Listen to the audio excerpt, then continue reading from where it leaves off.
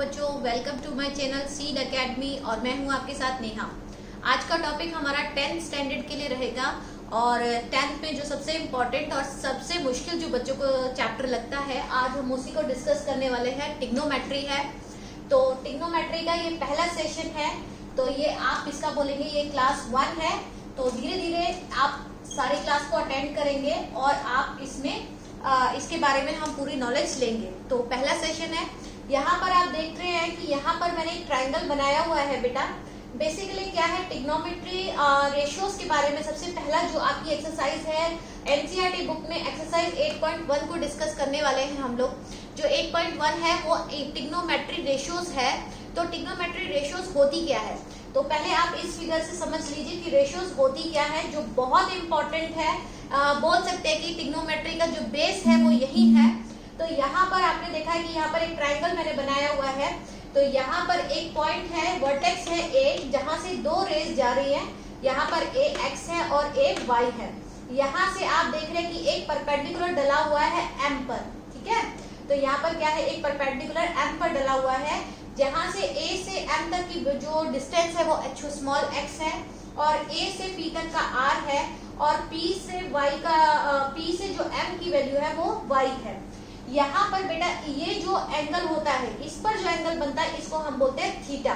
Mainly जो ratios होती है बेटा वो आपका पॉइंट होता है कि आप राइट एंगल ट्रायंगल में एक जो आपकी जो वैल्यू है एंगल की, जो आपकी एंगल की वैल्यू है थीटा को डिनोट करती है। मे बी आप ए से बी से किसी से भी डिनोट कर सकते हैं। तो उसका वैल्यू फाइंड आउट करना होता है। तो यहाँ पे हमारी जो मेनली जो आइडेंटिटीज आपकी चलती है, मेन आपकी 6 आइडेंटिटी चलती है जो आपकी रेशियोज में आती है। रेशियोज में आपकी 6 आइडेंटिटीज है। पहला होता है sine theta, cos theta, tan theta, cosec theta, sec theta और कॉट थीटा। यहाँ पर अगर साइन थीटा की बात की जाए तो आपको यहाँ पर याद रखना है कि साइन थीटा होता है बेटा परपेंडिकुलर अपॉन में हाइपोटेन्यूज। यहाँ पर आप देख रहे हैं कि ये एक राइट एंगल ट्रायंगल है। अगर हम बात करते हैं ट्रायंगल PMA की, अगर मैं यहाँ पर बात करती हूँ ट्रायंगल PMA की, तो यहाँ पर आप देख रहे हैं कि यहाँ पर ये जो ट्रायंगल है, ये आप देख रहे हो इसके अंदर ये जो ट्रायंगल है बेटा, यहाँ पर इसका आपको ये राइट एंगल ट्रायंगल है, ठीक है। और इसमें आपका ये परपेंडिकुलर है, ये आपका बेस है और आपका आर क्या है, हाइपोटेन्यूज है। तो अगर आपको साइन थीटा की वैल्यू चाहिए तो आपको लिखनी पड़ेगी परपेंडिकुलर अपॉन में बेस। तो परपेंडिकुलर की वैल्यू यहाँ पर y है, तो y अपॉन में x, ठीक है। यहाँ पर cos थीटा की बात करते हैं तो cos थीटा बोलता है b/h। तो b आपका यहाँ पर आपका b जो है आपका x है और आपका जो h है वो ये आपका r है बेटा, और जो आपका ये है ये r है, ठीक है। टेन थीटा की बात करते हैं तो टेन थीटा होता है p/b, परपेंडिकुलर अपॉन में बेस। परपेंडिकुलर आपका क्या है, y है और बेस क्या है, x है, तो y/x है, ठीक है। मेनली आपको फॉर्मूले रटने नहीं है, कोशिश करना है कि आप इसको माइंड में ध्यान रखें, क्योंकि ट्रिग्नोमेट्रीज में बहुत फॉर्मूले हैं। अगर आप सिर्फ फॉर्मूलों पे याद रखेंगे बेटा तो अभी आपको याद रहेगा, लेकिन कुछ टाइम बाद आफ्टर 2 मंथ्स आप भूल जाएंगे। तो इसलिए आपको भूलना नहीं है, आपको ट्राई करना है कि कुछ फॉर्मूले आप याद रखें और कुछ से आप ड्राइव कर लें। तो यहाँ पर साइन, कॉस और टेन की बात की जाए तो ये 3 फॉर्मूले आपको याद रखने हैं। लेकिन जो कॉसेक होता है, कॉसेक आपका हमेशा क्या होता है, साइन का उल्टा होता है, अपोजिट होता है। अगर हम यहाँ पर साइन की बात, कॉसेक की बात करते हैं तो आप लिख सकते हो कि cosec theta is equal to 1/साइन थीटा।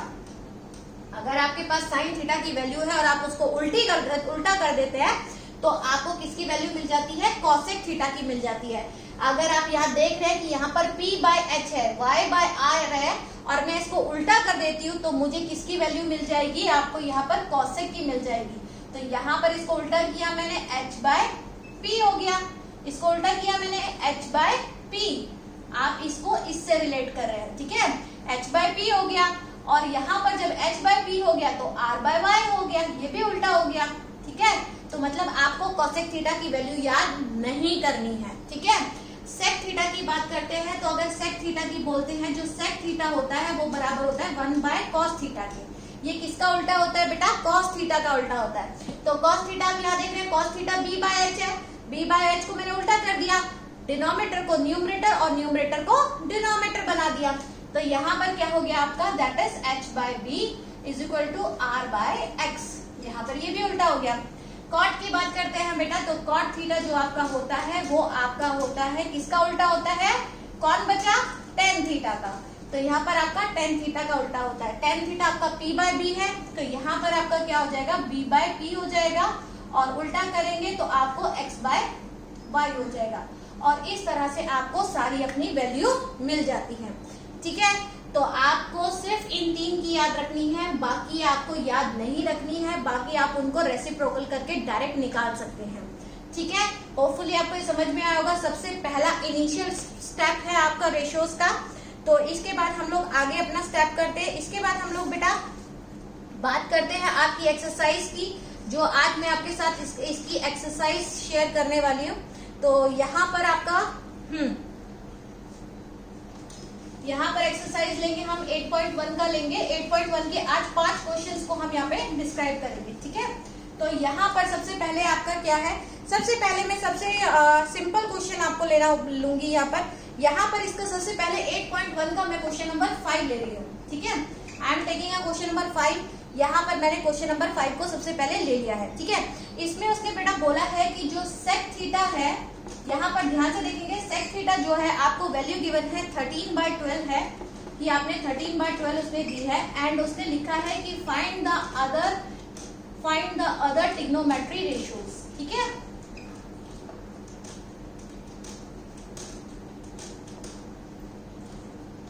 अगर ट्रिग्नोमेट्री रेशियोज की बात की जाती है तो आपको पता है, अभी हमने बताया कि 6 रेशियोज है, साइन, कॉस, टेन, कॉसेक, सेक और कॉट।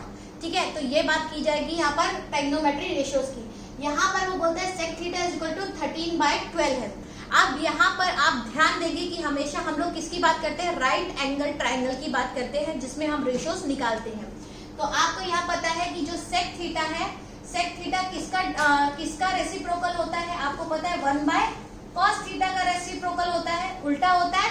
ठीक है, तो सेक थीटा हमारा 13/12 है, तो cos थीटा हमारा क्या हो जाएगा, 12/13 है बेटा, और 12/13 है। और cos थीटा की अभी मैंने आपको बताया कि cos थीटा किसके बराबर होता है, b/h के बराबर होता है।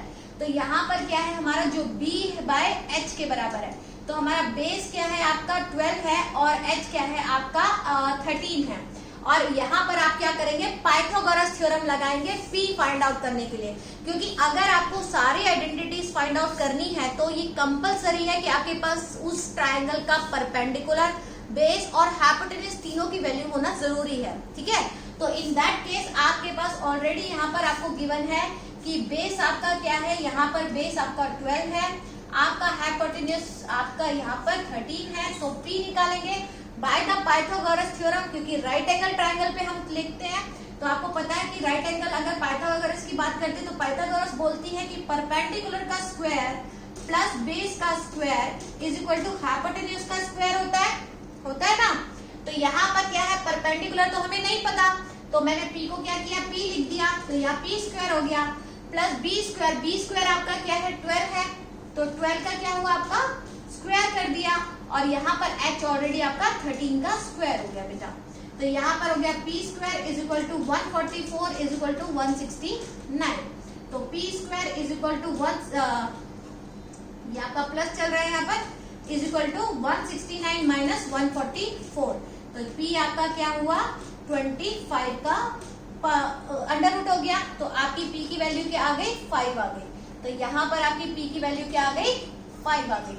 आपको जब भी दो टर्म गिवन है, पी एच गिवन हो सकता है या बी एच गिवन हो सकता है या पी बी गिवन हो सकता है, जब भी आपके पास दो वैल्यू है तो सबसे पहला आपका स्टेप होना चाहिए कि आपको जो टर्म नहीं है, पी नहीं है, बी नहीं है या एच नहीं है, जो भी मिसिंग है, सबसे पहले आपको पाइथागोरस लगा के उस वैल्यू को फाइंड आउट करना है, जिसका फॉर्मूला आपको पता है कि P square plus B square is equal to H square होता है। ये आपका सबसे पहला स्टेप है। ठीक है, तो हमने यहाँ पर अपना पहला स्टेप कंप्लीट किया। यहाँ पर अब मेरे पास क्या हुआ, तीनों की वैल्यू आ गई है। ठीक है, अब क्या होगा बेटा, अब उसने बोला है कि जो अदर रेशियोज है, ठीक है, अदर ट्रिग्नोमेट्री रेशियोज की वैल्यू फाइंड आउट करनी है। तो आपको सबसे पहला पता है कि सबसे पहला हमारे पास क्या होता है, हम साइन थीटा की बात करते हैं। साइन थीटा क्या होता है बेटा, आपका परपेंडिकुलर अपॉन में हाइपोटेन्यूज। तो यहाँ परपेंडिकुलर क्या है 5 और हाइपोटेन्यूज क्या है 13। तो न्यूमरेटर में 5 और डिनोमिनेटर में 13। आप कॉस थीटा की बात करते हैं तो कॉस थीटा आपको पता है b बाय एच होता है। तो b आपका यहाँ पर है 12 और h आपका है 13, ठीक है। उसके बाद आप बात करते हैं टेन थीटा की बेटा। तो टेन थीटा आपका जस्ट होता है p बाय b। तो p बाय b आपका क्या है, p आपका 5 और b आपका 12, ठीक है। सिर्फ ये 3 निकालेंगे, 3 ही हम लोगों ने याद किए हैं और हमने याद नहीं किया है, ठीक है। उसके बाद आप बात करते हैं कॉसेक की। तो आपको पता है कॉसेक किसका उल्टा होता है, सेक का उल्टा होता है, ठीक है। तो इसको मैंने 5 बाय 13 है, इसको मैंने उल्टा कर दिया तो ये क्या हो जाएगा h बाय p हो जाएगा और यहाँ पे उल्टा हो गया तो 13 बाय 5 हो गया, ठीक है। सेक आपको ऑलरेडी गिवन है, यहाँ पर आप देख रहे होगे कि सेक थीटा क्या है, कॉस थीटा का उल्टा होता है। तो इसलिए यहाँ पर मेरा आंसर 12 बाय 13 है और इसने क्या किया 13 बाय 12 कर दिया। अब tan का उल्टा क्या होता है, आपको पता है cot थीटा tan का उल्टा होता है। तो यहाँ पर क्या होगा आपका बेस अपॉन में परपेंडिकुलर होगा, ठीक है। और इसको उल्टा कर देंगे हम लोग 5 बाय 12 को, तो ये हो जाएगा 12 बाय 5। इस तरीके से आपने सारी अपनी ट्रिग्नोमेट्री आइडेंटिटीज को ट्रिग्नोमेट्री रेशियोज को फाइंड आउट कर लिया। ये आपका क्वेश्चन नंबर 5 है। होपफुली आपको ये समझ में आया होगा कि सबसे पहला इंपॉर्टेंट स्टेप है बेटा रेशियोज में, अगर आपको वैल्यू फाइंड आउट करनी है कि आपको जो भी दो वैल्यू दी हुई है आपको तीसरी को सबसे पहले निकालना है, ठीक है। उसके बाद हम लोग इसके बाद आते हैं इसके क्वेश्चन नंबर 14 पे। इसका क्वेश्चन नंबर 14 देखेंगे, एक्सरसाइज 8.1 है आपका। क्वेश्चन नंबर 4 देखेंगे कि क्वेश्चन नंबर 4 क्या बोलता है, ठीक है। यहाँ पर क्वेश्चन नंबर 4 है। क्वेश्चन नंबर 4 में लिखा हुआ है, ये दिया हुआ है 15 cot A is equal to 8, ठीक है। और आपको फाइंड आउट करना है find sin A and sec A, ठीक है। आपको दो वैल्यू फाइंड आउट करनी है और आपको ये गिवन है, ठीक है बेटा। जो आपको ये वैल्यू दी हुई है, यहाँ पे बोला है 15 cot A। तो सबसे पहले आप क्या करेंगे कि cot को मैं क्या करूंगी, सिर्फ cot को यहाँ रखूंगी और 15 को क्या करूंगी उधर ले जाऊंगी। यहाँ 15 ऑलरेडी cot के साथ क्या कर रहा है, मल्टीप्लाई कर रहा है, तो उधर जाके क्या करेगा, डिवाइड करेगा। तो यहाँ पर क्या हो जाएगा कि cot A is equal to 8 by 15 हो जाएगा। क्लियर है। जब भी ऐसी कंडीशन आएगी तो आप क्या करेंगे, जो भी आप चीज मल्टीप्लाई हो रही है इसके साथ, जो भी नंबर इसके साथ मल्टीप्लाई हो रहा है, आप उसको दूसरी तरफ ले जाएंगे, आप उसको राइट हैंड साइड में ले जाएंगे, जो मैंने यहाँ पर किया, ठीक है। अब cot A का क्या है, cot A मैंने याद ही नहीं किया फॉर्मूला। मैंने तो आपने बोला कि साइन कॉस और tan याद करना है, लेकिन इतना याद रखना है कि cot किसमें चेंज होता है, ठीक है। तो यहाँ पर मैंने क्या किया, cot को चेंज कर दिया। cot को चेंज किया हमने tan में चेंज कर दिया, क्योंकि मुझे पता है tan A, और tan A को उल्टा कर दिया। tan A क्या होता है, cot A का उल्टा होता है, तो उल्टा क्या हो जाएगा 15 बाय 8। क्लियर है। ये आपकी किसकी वैल्यू आ गई, tan A की वैल्यू आ गई, ठीक है। अगर आप चाहे तो cot A से भी निकाल सकते हैं। cot A में भी कोई बड़ी बात नहीं है। cot A में आपको पता है कि क्या होता है आपका बेटा, बेस अपॉन परपेंडिकुलर होता है, और यहाँ पे आपका tan A जो होता है वो परपेंडिकुलर अपॉन में बेस होता है। तो यहाँ पर ये अब यहाँ पहुंच गए। तो सबसे पहले मैंने आपको क्या बोला था कि सबसे पहले जब आपको दो वैल्यूज दी हुई है, परपेंडिकुलर बेस या हाइपोटेन्यूज दिया हुआ है, तो आपको तीसरी क्या करना है, फाइंड आउट करनी है by the applied Pythagoras theorem, ठीक है। तो यहाँ पर ऑलरेडी हमें कर पता है कि पाइथागोरस में लगाती हूँ तो वो p square plus b square is equal to h square होता है। तो यहाँ पर p क्या है मेरा 15 है बेटा, गिवन है, तो 15 का स्क्वायर हो गया, प्लस b आपका ऑलरेडी 8 है, 8 का स्क्वायर हो गया, और यहाँ पर h का स्क्वायर हो गया। तो आपको पता है 15 होता है 225 और ये आपका होता है 64, ये आपका हो गया h स्क्वायर। तो यहाँ पर आप देख रहे हैं कि यहाँ पर आपका 289 आ गया is equal to h square आ गया। तो 289 आपका किसका होता है, 17 का होता है। 289 आपका 17 का होता है। तो यहाँ पर आपको क्या हुआ, h हटाने के लिए अंडर रूट आ गया, स्क्वायर हटाने के लिए यहाँ h हो गया, तो h क्या आपका आ गया 17 आ गया। अब आपको वैल्यू मिल गई, ठीक है। तो यहाँ पर आपको h की भी वैल्यू फाइंड आउट हो गई। अब आपने उसने क्या बोला है कि आपको क्या फाइंड आउट करना है, फाइंड साइन ए। आपको क्या फाइंड आउट करना है, साइन ए फाइंड आउट करना है, ठीक है। तो साइन ए आपको ऑलरेडी हम लोगों ने सबसे पहले अभी सीखा था कि जो साइन ए होता है बेटा वो होता है परपेंडिकुलर अपॉन में हाइपोटेन्यूज। तो आपको परपेंडिकुलर यहाँ पर ऑलरेडी आपको पता है परपेंडिकुलर की वैल्यू क्या है, 15 है। यहाँ पर मैं लिख देती हूँ, परपेंडिकुलर आपको 15 दिया हुआ है, बेस आपको 8 दिया हुआ है और हाइपोटेन्यूज हमने 17 निकाला है। तीनों वैल्यू आ गई, ठीक है। अब हमको कौन कौन सी रेशियोज निकालनी है, साइन ए निकालनी है। तो साइन ए क्या होता है बेटा, परपेंडिकुलर अपॉन हाइपोटेन्यूज होता है।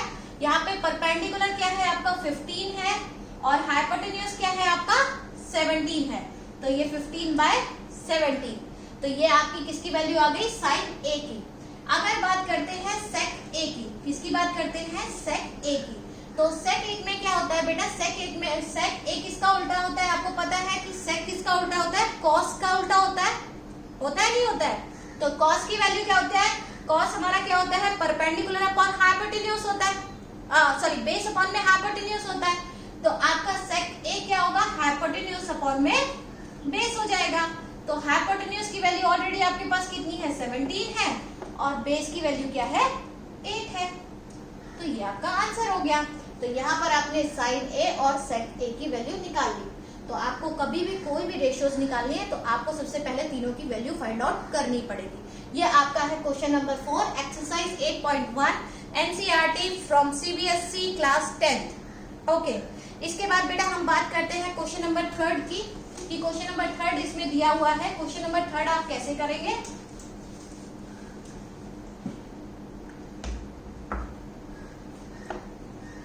क्वेश्चन नंबर 3 की बात करते हैं। तो यहाँ पर है साइन ए है बेटा, साइन ए बोलता है, साइन ए गिवन है 3/4 गिवन है और वो आपको बोलते हैं कि calculate cos A and tan A, calculate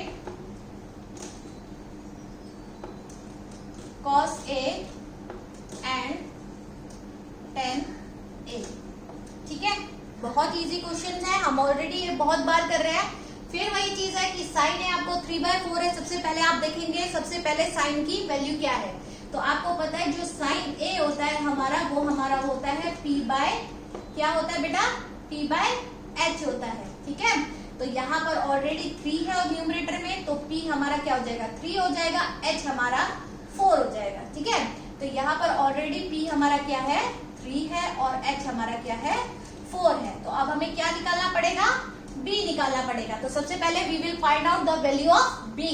तो b की वैल्यू फाइंड आउट करनी है तो सबसे पहले आपको पता है क्या लगानी पड़ेगी, पाइथागोरस लगानी पड़ेगी।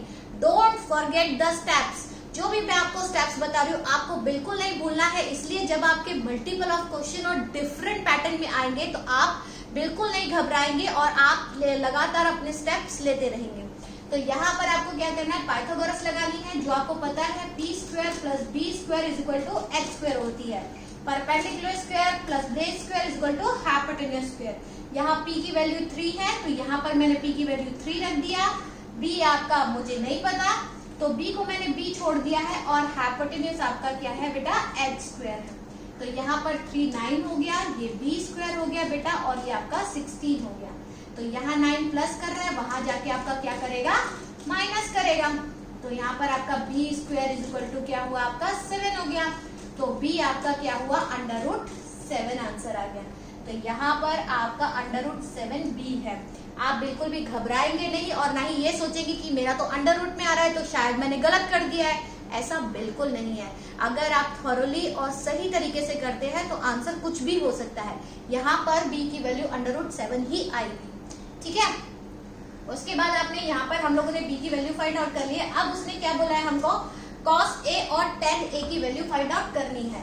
तो यहाँ पे बात करते हैं बेटा cos a की। तो cos a आपका पता है क्या होता है, b/h होता है। जैसे जैसे आप प्रैक्टिस करेंगे आपको याद होना शुरू हो जाएगा किसकी क्या वैल्यू होती है। तो कीप प्रैक्टिसिंग, जितना हो सके उतना प्रैक्टिस कीजिए, बार बार करिए जिससे आपको याद रहेगा। तो b/h है तो बेस आपका क्या है, √7 है और हाइपोटेन्यूज क्या है, 4 है। √7 है और हाइपोटेन्यूज क्या है, 4 है। तो ये आपकी किसकी वैल्यू आ गई है, cos a की वैल्यू आ गई है। अगर बात करते हैं बेटा tan a की, तो tan a आपको ऑलरेडी पता है, p/b जो होता है वो tan a होता है। यहाँ पर p की वैल्यू क्या है, 3 है और b की वैल्यू क्या है आपकी √7 है। तो यहाँ पर आपकी 3/√7 आपकी tan a की वैल्यू आ गई है। बहुत इजी है, बस आपको कंसंट्रेट करके धीरे धीरे चलना है। और बिलीव मानिए, जो भी बच्चे ट्रिग्नोमेट्री से डरते हैं, अगर आप सीक्वेंस से सारी क्लासेस मेरी अटेंड करते हैं, सारी वीडियोस ध्यान से देखते हैं और प्रैक्टिस करेंगे, तो आप ट्रिग्नोमेट्री आपका मेरी तरह, मेरा भी सबसे फेवरेट सब्जेक्ट, फेवरेट जो चैप्टर है 10th का वो ट्रिग्नोमेट्री है और आपका भी बन जाएगा। ठीक है, तो चलिए इसके बाद नेक्स्ट क्वेश्चन पे हम लोग चलते हैं। क्वेश्चन नंबर 2 और क्वेश्चन नंबर 1 बेटा सेम है, थोड़ा सा ट्विस्टिंग क्वेश्चन है, इसको थोड़ा सा आपको ध्यान से देखना है। तो यहाँ पर मैं क्वेश्चन नंबर आपके 2 की बात करती हूँ, पहले क्वेश्चन नंबर 1 की बात करते हैं। पहले अब हम क्वेश्चन नंबर 1 पर आ गए हैं। ठीक है, यहाँ पर पहला क्वेश्चन लिखा है कि triangle ABC right angle at B, AB is equal to 24 centimetre, BC is equal to 7 centimetre, find the value of sine A, cos A, sine C and cos C। ठीक है, तो यहाँ पर सबसे पहले उसने क्या बोला है, पहले जो उसने बोला है उसकी बात को मानते हैं। यहाँ पर उसने बोला है कि A क्या है, राइट एंगल ट्राइंगल है। यहाँ पर मैंने एक राइट एंगल ट्राइंगल बना दिया है। ठीक है, तो यहाँ पर क्या है, एंगल जो राइट एंगल है वो किस पे है, B पर है। तो यहाँ पर आपको पता है कि ये फिक्स है मेरा, ये तो B होना चाहिए। आप A इधर ले सकते हैं या इधर भी ले सकते हैं। तो मैंने अपनी मर्जी से A इधर लिया और C इधर लिया। ठीक है, उसके बाद वो ये बोलता है कि जो AB की वैल्यू है वो 24 सेंटीमीटर है। यहाँ पर AB है तो 24 सेंटीमीटर है। उसके बाद वो बोलता है कि जो BC है वो 7 सेंटीमीटर है, BC 7 सेंटीमीटर है और ये हमें पता नहीं है। ठीक है, यहाँ पर अब उसने क्वेश्चंस आपको दिए हैं, 2 क्वेश्चंस आपको बेटा दे दिए उसने। इसी में उसने बोला है कि एक तो आपको निकालना है साइन A, निकालना है साइन A और कॉस A की वैल्यू निकालनी है, और दूसरा आपको निकालना है साइन C और कॉस C। ओके, इस क्वेश्चन को बहुत ध्यान से देखेंगे बेटा। अगर आप ध्यान दें तो इसमें क्या हो रहा है कि अब उसने जो एंगल्स हैं, ज्यादातर हम एंगल क्या लेते हैं, थीटा लेते हैं या A लेते हैं। ठीक है, यहाँ पर क्वेश्चन क्या है, उसने एंगल्स बदल दिए हैं। उसने एक में एंगल A ले लिया है और एक में एंगल C ले लिया है। ठीक है, तो बेटा बेसिकली अभी तक हमने जितने भी क्वेश्चन किए थे उसमें हम ये मानते हैं कि जो हम एंगल लेते हैं वो एंगल क्या है, राइट एंगल पे है। जो मैंने स्टार्टिंग में जो आपको फिगर बना के दिखाई थी, तो वो जो थीटा था वो आपका राइट एंगल पे लिया गया था। तो यहाँ पर क्या है, थोड़ा सा ट्विस्ट होता है, लेकिन वो करने से पहले सबसे पहले हम अपना वापस पहला स्टेप लेंगे कि आपको पता है कि यहाँ पर परपेंडिकुलर गिवन है, बेस गिवन है, हाइपोटेन्यूज गिवन नहीं है। तो सबसे पहले आप क्या करेंगे, you have to find out the value of hypotenuse. सबसे पहले क्या करना है, हाइपोटेन्यूज की वैल्यू फाइंड आउट करनी है by applying the Pythagoras. Yes, by applying the Pythagoras. तो आपका क्या होगा, perpendicular plus base square is equal to hypotenuse square. तो यहाँ आपको ऑलरेडी देखना है कि परपेंडिकुलर आपका क्या है, 24 है। तो ये आपका 24 का क्या हुआ बेटा, स्क्वायर हो गया, और बेस क्या है आपका 7 का स्क्वायर हो गया, और हाइपोटेन्यूज मैंने ऐसे ही रख लिया। क्लियर है इतना आपके लिए। उसके बाद जो है आपको 24 का जो है आपको क्या करना पड़ेगा, 24 का आपको स्क्वायर निकालना पड़ेगा। क्या निकालना पड़ेगा, 24 का आपको स्क्वायर निकालना पड़ेगा। यहाँ पे 24 का स्क्वायर निकाल लेते हैं। मैंने आपको एक ट्रिक भी सिखाई थी कि ये 4 है, ये 16 है, 4 2 8 है और 8 2 16 है। तो ये आपका 6 हो गया, 17 का 7 हो गया और 1 556 हो गया। तो 556 आपका इसका है और 7 7 49 है।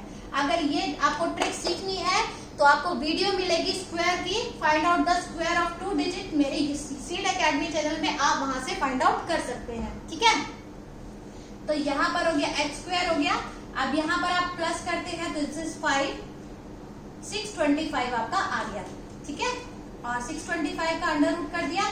तो आप लोगों को पता है कि 625 का 25 जो होता है वो आपका स्क्वायर होता है। ठीक है, तो h की वैल्यू यहाँ पर क्या निकल गई, 25। तो हमारा हाइपोटेन्यूज AC की जो वैल्यू है वो क्या है, 25 सेंटीमीटर है। क्लियर है, सबसे पहला स्टेप हमने अपना कंप्लीट कर लिया। अब यहाँ पर बात करते हैं, अपने क्वेश्चन पे वापस आते हैं। ओके, तो पहला क्वेश्चन बात करते हैं, जब हम बात कर रहे हैं एंगल A की, किसकी बात कर रहे हैं, एंगल A की। तो यहाँ पर बेटा सबसे पहले आप अपनी फिगर में देखिए, किसी की फिगर में एंगल यहाँ A होगा, किसी की में यहाँ A होगा। ठीक है, तो डरना नहीं है, आपको अपनी फिगर लेके चलना है। बेटा जो आपके पास एंगल A है तो वो एंगल यहाँ पर A है। ठीक है, अब हम क्या कर रहे हैं, जो हमारा विजन है, अब हमें एंगल A पे टारगेट करके देखना है। तो तो आप इसको क्या कर सकते हैं कि जब भी जो एंगल की बात करते हैं तो आपको मैं सिंपल सा ट्रिक देती हूँ कि जिस भी एंगल की बात की जाती है आप उसको थोड़ा सा मोल्ड कर लीजिए, उसको आप हॉरिजॉन्टल ले आइए, ठीक है, हॉरिजॉन्टल फॉर्म में। तो यहाँ पर ये लाइन है, हॉरिजॉन्टल फॉर्म में लानी है, तो मुझे इस फिगर को कैसे बनाना होगा, ऐसे बनाना होगा। ये ऐसे आ गया है मेरा। अगर मैं इसको बनाती हूँ, मैंने क्या किया है, इसको ए लिया है, इसको बी लिया है और इसको सी ले लिया है, ठीक है। इस जो ये था तो मेरा यहाँ ए बी आपका 24 है, ये आपका 7 है और ये आपका 25 है, ठीक है। यहाँ पे बात करते हैं, अब मेरा एंगल ए यहाँ पर आ गया है, ये बी है और ये सी है। मैंने क्या किया है, ध्यान से अगर आप देखेंगे तो इस फिगर को मैंने ऐसे रोटेट किया है, मतलब अगर एक स्टेप जस्ट इस एंगल को उठा के ऐसे ले लिया है, ठीक है, ये चीज को, इस लेंथ को ऐसे ले लिया है, ठीक है।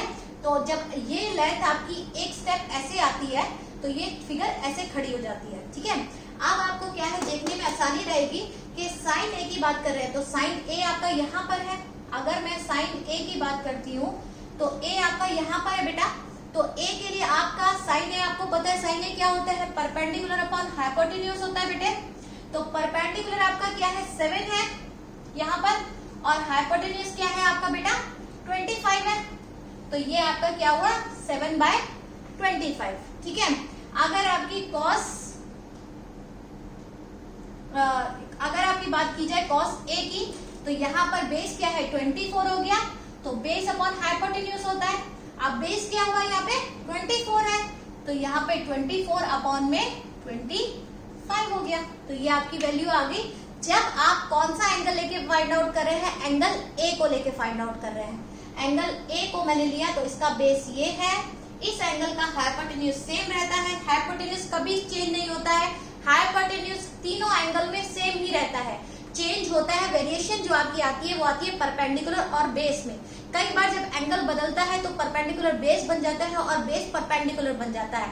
It's totally depend on your figure कि आपने जो पिक्चर बनाई है वो आपको कैसे दिख रही है। तो यहाँ पर आपको मैंने बता दिया, तो यहाँ पर आपने ऑलरेडी निकाला है। अब बात करते हैं साइन सी और कॉस सी की। बेटा इसमें आपको अगर बी और सी नीचे ही है ऑलरेडी, वो तो हॉरिजॉन्टल पे ही है, तो मुझे उसे टिल्ट करने की जरूरत नहीं है क्योंकि वो तो क्या कहते हैं ऑलरेडी हॉरिजॉन्टल है। तो अगर इस एंगल की बात करते हैं, ठीक है, तो यहाँ पर क्या हुआ, साइन सी की बात करते हैं तो परपेंडिकुलर अपॉन हाइपोटेन्यूज। अब यहाँ देखिए, यहाँ पर क्या है, हाइपोटेन्यूज सेम है। अब यहाँ बेस क्या है, 7 है और परपेंडिकुलर क्या है, 24 है। तो परपेंडिकुलर क्या हुआ, 24 बाय हाइपोटेन्यूज इज 25। ओके। अगर cos c की बात करते हैं बेटा, तो cos c आपका ऑलरेडी b/h है, तो बेस आपका क्या है, यहाँ पर 7 है और आपका हाइपोटेन्यूज क्या है, 25 है। क्लियर है, ये आपकी वैल्यू फाइंड आउट हो गई है। होपफुली आपको ये समझ में आया होगा कि आप सिंपल सा काम कीजिए कि जो भी आपकी फिगर है, आप जो भी आपको वो एंगल चाहिए, जिस एंगल की बात की जा रही है उसको आप हॉरिजॉन्टली ले लीजिए, ठीक है, या आप अपनी बुक को थोड़ा सा घुमा लीजिए तो आप उस तरफ से देखेंगे तो आपको पता चल जाएगा कि आपका परपेंडिकुलर और बेस क्या है। तो मिलती हूँ बहुत ही जल्दी नए वीडियो में। डोंट फॉरगेट टू लाइक और subscribe me. Thank you, bye bye.